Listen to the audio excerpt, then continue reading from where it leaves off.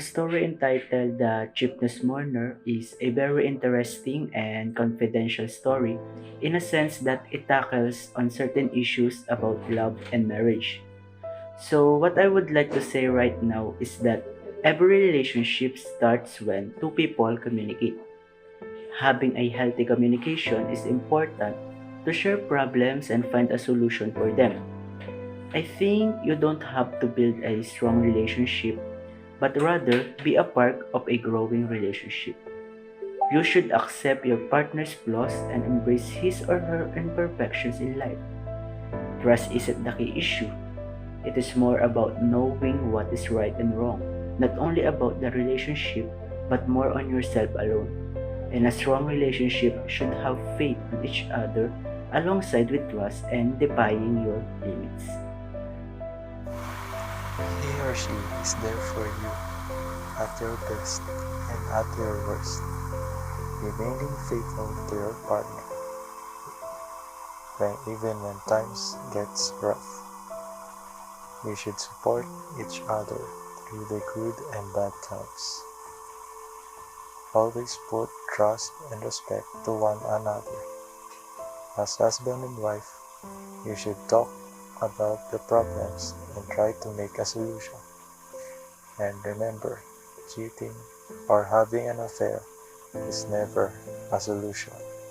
Thank you.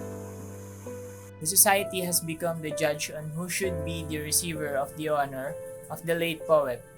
Based on the law, it was the legal wife who should be honored, but based on love, it was the mistress who deserves it more. I realized that even if you gave your very best for a person, but if you are just a mistress, in the end you are still a loser. Being a mistress is a sin to the eyes of everyone. Even if you just really care and love the person without any bad intentions, people will still hate you no matter what.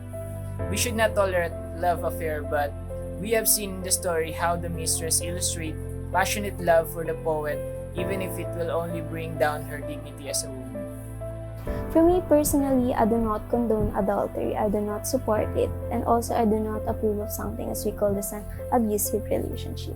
And one of the few things that I want to master in my life, and I think every one of us should, is to never judge someone too quickly.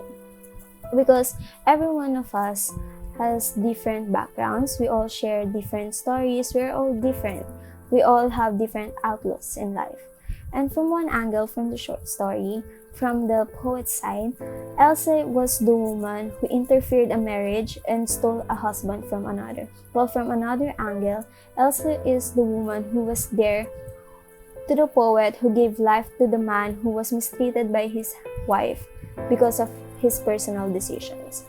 Elsa was the woman who supported the poet through good times and bad. She wasn't the first wife, but she was a woman who loved the poet unconditionally.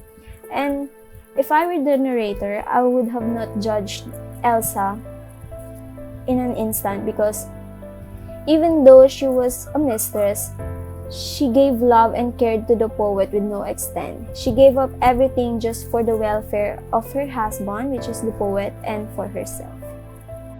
About the story that was assigned to our group, what I can say is open communication is really important, especially for our relationships, may it be romantic or not. So about this story, we all do have different ideas, different insights, and different sides of the story.